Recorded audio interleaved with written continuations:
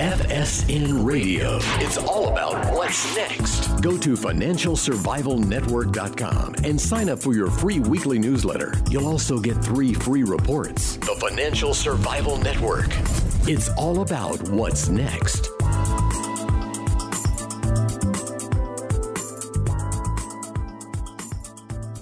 And welcome, listening to the Financial Survival Network. Interest rates, we just found out from the Fed last week or the beginning of this week that they're not going any higher. We got the most dovish statement from Janet Yellen saying that the economy is not doing well, as if you didn't know that. Therefore, who knows, maybe we'll even get another round of quantitative easing. But the point is, if you're thinking that you're going to see 5% in your bank account again, 5% interest on CDs, forget about it. Yeah. So we've got Jason Hartman here. The only game in town, pretty much, is real estate or isolated special situations. Jason's been in this business for such a long time. Looking at your situations, Jason, 10% cash on cash return, that's the norm, right? Yeah, it pretty much is the norm. You know, we've got properties that'll perform at an 8 to 14% cash on cash return and an overall return on investment, because the great thing about income properties, it's a multi-dimensional asset class. So it's not just about buy low, sell high. It's not just about dividends or cash flow. I'm kind of speaking to the stock people, giving them a comparison,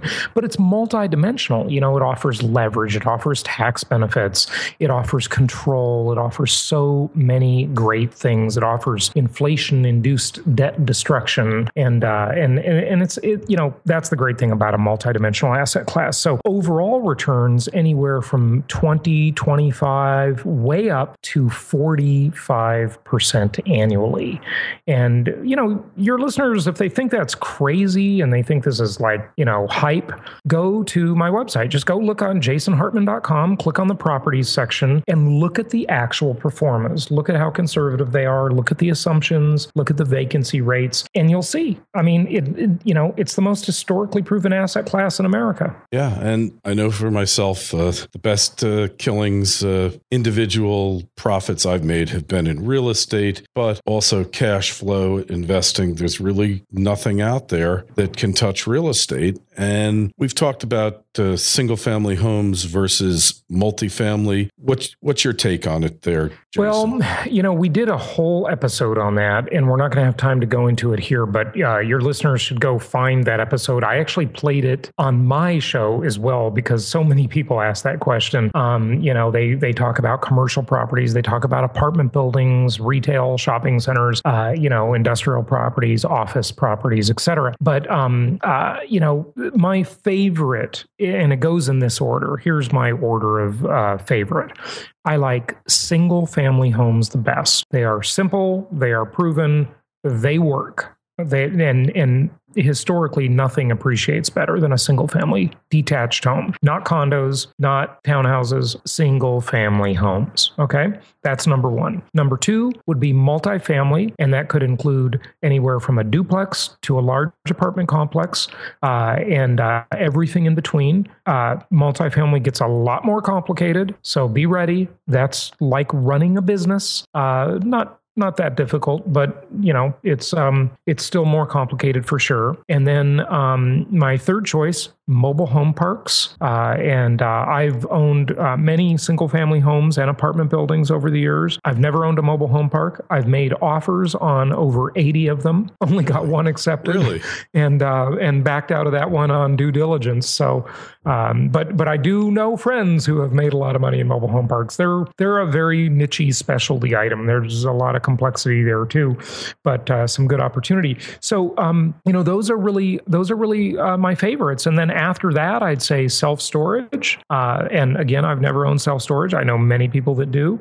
And then way down the list after these, office, industrial, retail, those are just not nearly as good, in my opinion. Yes, many people have made fortunes in them at different times throughout history and with different issues, and running businesses that make a lot of money in them. And what I'm really speaking to, Kerry, when I talk to people, is I'm talking to investors, not people who want to run a business. I'm talking to people who are, have jobs. They have businesses. They just want to have a good investment portfolio on the side. They don't want to have this be their life.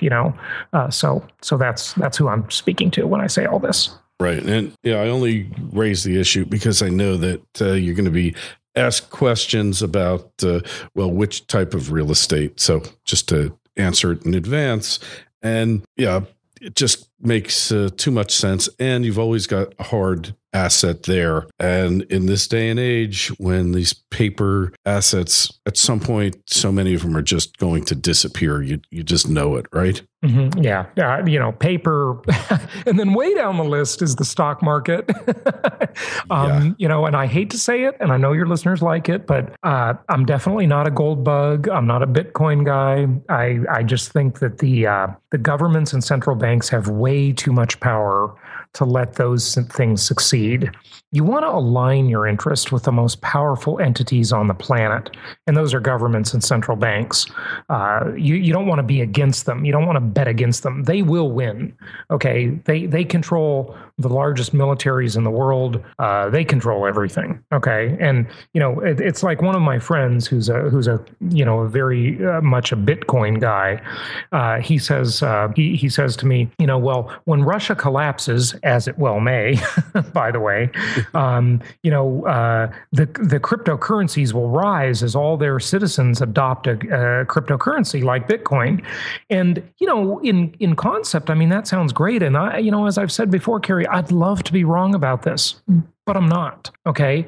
And I simply ask the question, why would the government and central bank and whatever regime takes power after collapse, why would they sit idly by and let that happen? The governments and central banks controlling currency is the major source of their power. Period. That's the biggest source of their power, I would argue. Is the control, the ability to debase the currency to control people's level of economic prosperity or poverty. That is a huge power. Nothing is bigger than that. Mm-hmm. Yeah, that's what it's all about. And that's why we're never going to see a gold-backed currency again unless they're absolutely forced to do it. Right? Yeah. No, they're not going to be forced to do it. You can't force them to do it. There's probably not enough gold to have a gold-backed currency. It's just, it's a neat idea. Sound money is great, but we're just too far down the rabbit hole.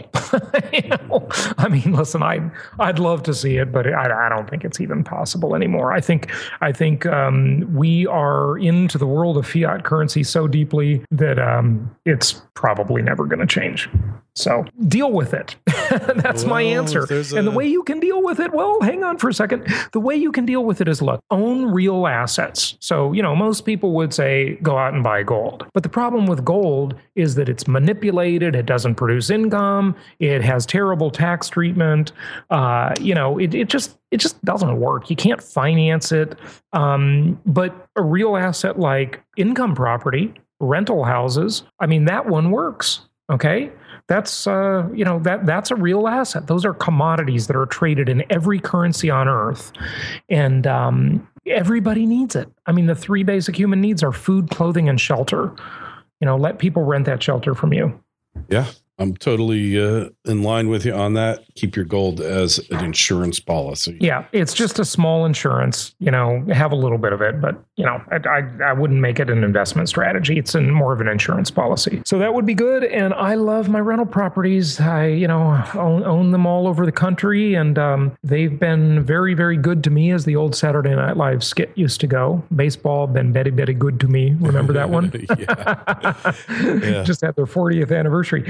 But, you made the comment about interest rates, and I was just reading that Janet Yellen was kind of outlining a path for interest rate increases. And it's kind of crazy that we haven't seen much inflation at all recently. I mean, we've got this Fed target of 2% inflation. We all your listeners are sophisticated enough to where they know about the Phillips curve and that kind of thing. And it's just a crazy different time in the world. I mean, the middle class is totally under attack in every which way. And that's why I think they got to control hard assets with long-term fixed rate debt so they can take advantage of inflation-induced debt destruction and have not only the tenants pay off their mortgages, but inflation will pay them off too. Yeah, this is true. And that's just the nature of the beast. And yeah, I don't believe that they can afford to raise interest rates for the foreseeable future. Not going to happen. Look, you got negative interest rates in so many places of the world. I think they'll probably come in some form to the U.S. in the not too distant future. So Germany is now paying negative. I mean, paying is an oxymoron, but they're paying negative interest on bonds. I heard. I mean, isn't this crazy? Yeah. This is nuts. Okay. So what does that mean that you to buy a bond? I mean, it's so hard to even comprehend that. Like the privilege of storing your money, you have to pay for it. Like if you have stuff in a storage unit. Yeah. I mean, much. Isn't that crazy? That's what it's about. This is a crazy time. It really is. That's what it is about. But speaking of crazy times, the one big hope we have is technology, and that could save us all. Is as irresponsible as the government's been managed, as big as the debt is, as likely as it is that we will see very, very significant inflation in years to come. And keep in mind, when I talk about that inflation-induced debt destruction, if someone takes out a mortgage today on a rental property, they will make the last payment on that in 2045. Yeah. I mean, just kind of comprehend and sit with the significance of that for a moment. In 3 decades, with the historic and insane levels of debt and entitlement, the entitlement bubble, which has been estimated at anywhere from $60 to $220 trillion by Lawrence Kutlikoff. I had him on my show. I think you've had him on your show. Sure. He's done a lot of work in estimating the unfunded mandate and entitlement bubble coming at us. The government spending is just going to be insane in the future to keep these promises. And the only way out for governments and central banks is inflation. And the likelihood, in my opinion, is the U.S. will retain the reserve currency status for decades to come. There's just as irresponsible and as messed up as the U.S. is, there's just no other. There's no one else here, to I mean, what's it going to be? Rubles? We can let Russia or China, run the world. What's going to be? Brazil? Tell me. Who's better off? I can't see it. I can't either. But when we talk about technology, we were talking just a moment, and we've talked before about the self-driving car, the autonomous car, the driverless revolution that is probably coming later this year. There's a company in the Bay Area, in San Francisco area, that is making self-driving car kits, and they put them on Audis and tested them, and they're only about $11,000. That's the estimated price.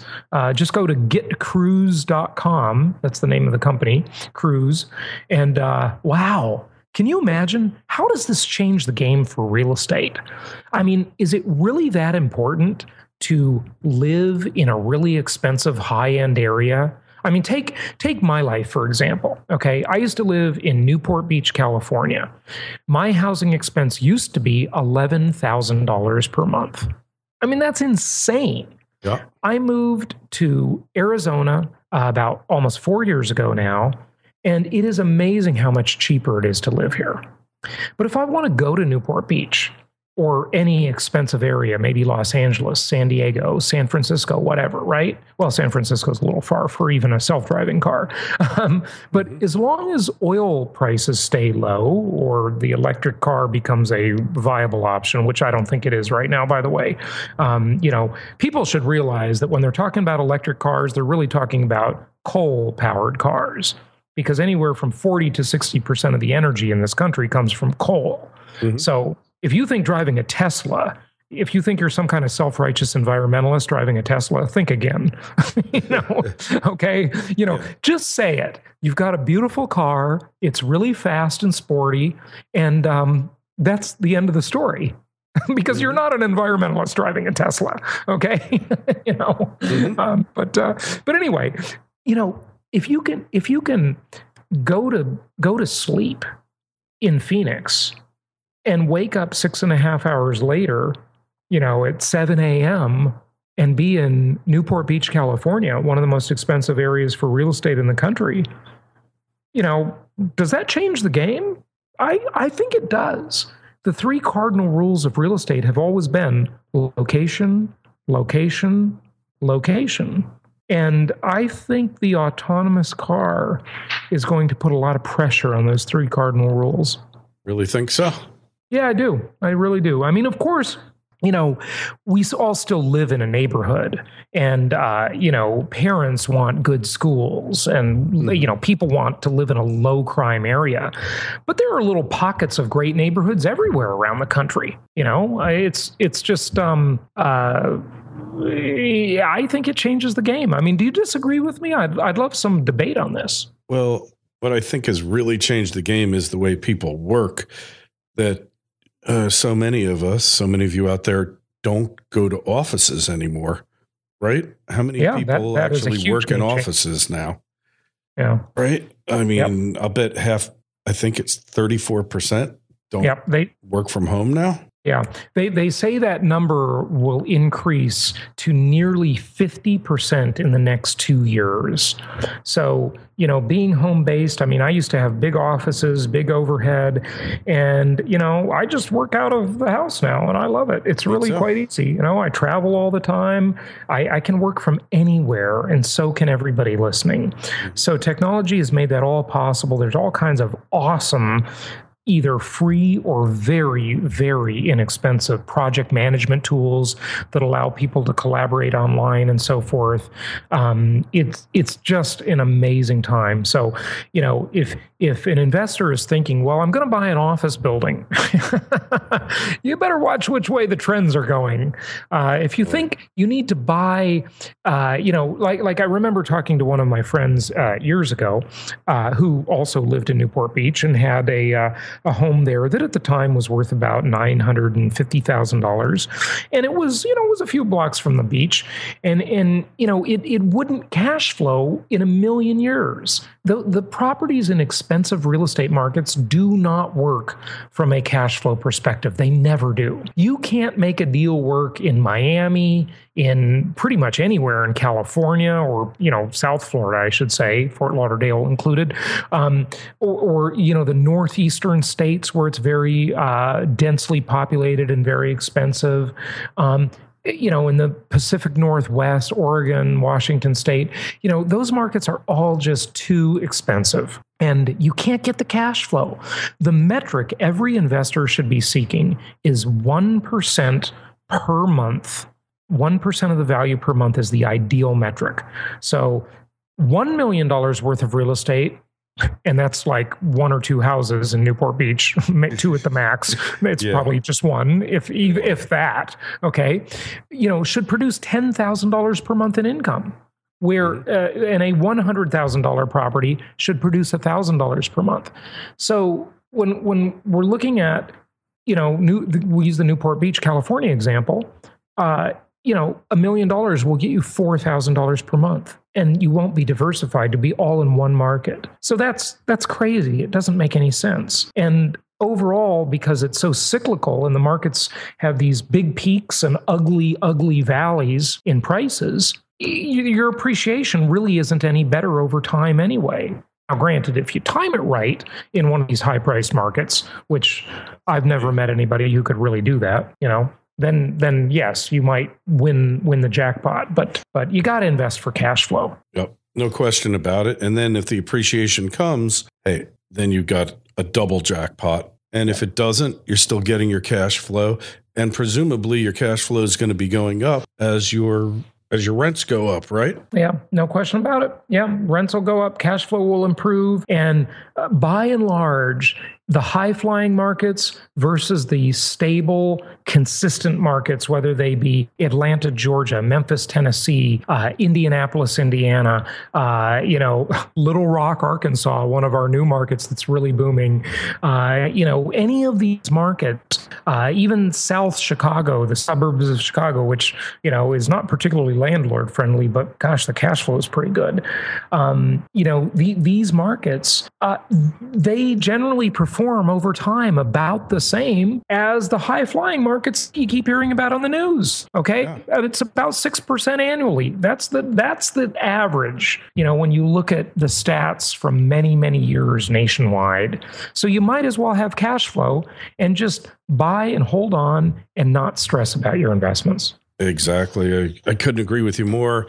And when you can only get 1% or less in the bank, and you're getting 10% cash on cash or better on single family homes, then the answer is quite obvious. So getting back to these self-powered, self-autonomous cars. Self-driving, I love it. Self-driving. I mean, for elderly people, for people who've got vision impairment, even hearing impaired people, it's hard for them to drive. Man, you hop into that thing.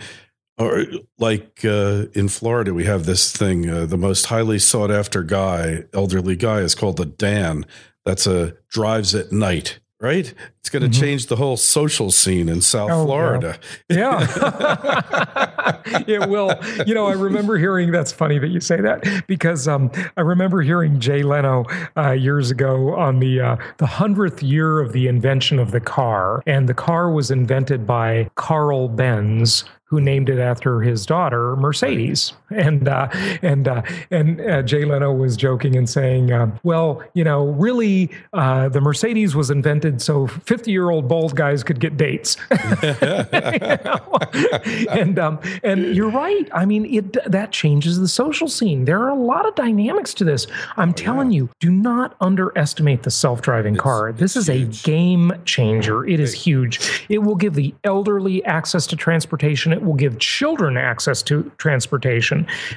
It will nullify the idea of the soccer mom. It'll nullify the idea of having to buy real estate in high-end areas. And it will challenge personal injury lawyers, because it's going to dramatically, once it's widespread, cut down reduce accidents. Yeah. It's going to raise energy efficiency, because when 20 or 30 of these cars, self-driving cars, get onto a highway together, they clump. Yeah, they become very efficient. They clump and they go 80 miles an hour, and they're 2 inches from each other's bumpers because they network. Right. And you get much higher fuel efficiency. And packing, like you said, that's called packing density. Right. So the packing density of self-driving cars is about 6-to-1 ratio of what we have now. It's about 6 times more. And it totally lessens the need to build new roads and highways, because the ones we have will be so much more efficient. Right. And so this is a big deal. And hey, we're not going to have state troopers harassing you for speeding, because the cars are going to figure out what the ideal speed is,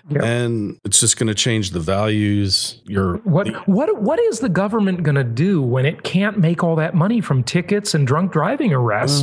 Boy, that's going to really put a dent in the government's business, isn't it? As you mentioned, the whole concept of drunk driving, that's going to go away. That's going to go away. Parking tickets will go away, because the self-driving car can just drop you off. It doesn't need to park. Drops you off. And there was a really interesting article about this that I saw by a techno-futurist who said that he thinks, and this sounds kind of communistic on its surface, but it's really capitalistic. He thinks that self-driving cars could be owned by themselves. In other words, they would be literally migrants that would go to, this is basically the Uber and Lyft model, right? But without people.